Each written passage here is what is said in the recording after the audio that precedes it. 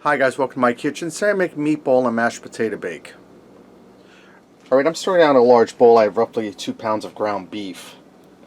I'm going to keep my seasoning simple. First I'm going to start by putting an egg in here.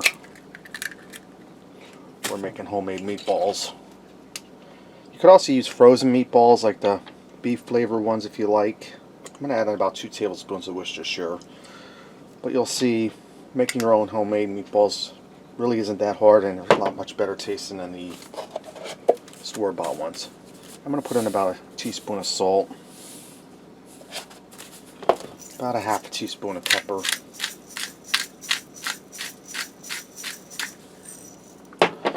I'm going to put in a teaspoon of garlic powder,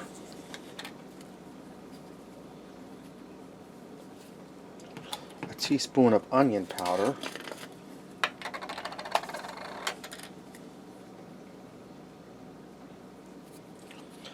and some Italian seasoned breadcrumbs.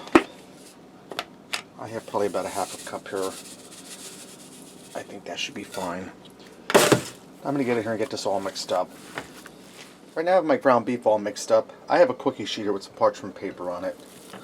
I'm going to make my meatballs. And I'm going to make them about the size of a golf ball. I'm going to go ahead and get them all rolled out on the cookie sheet. Right now that I have my meatballs all made, I'm going to put them in a 400-degree oven for 20 minutes. That'll get them nice and golden brown and cook out the excess grease. Alright, now that my meatballs are done, in a baking pan, I'm going to spray this with some canola oil. So we have no sticking. Alright, so let me grab a spatula real quick. I made some homemade mashed potatoes.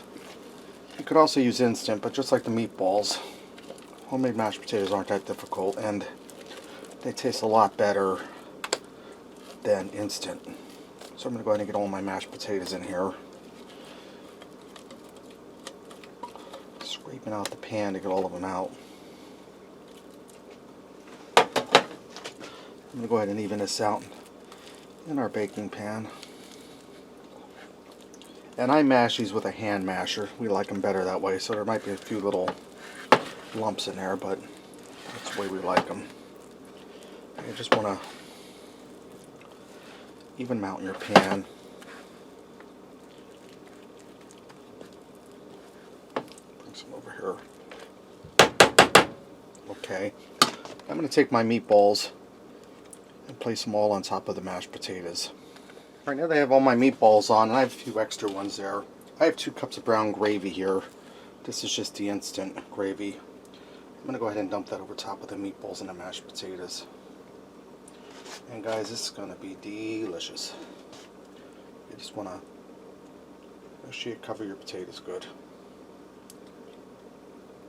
Alright, I'm going to put this back in that 400-degree oven for 15 minutes. That's just going to help to thicken that gravy up a little more and blend all those flavors together.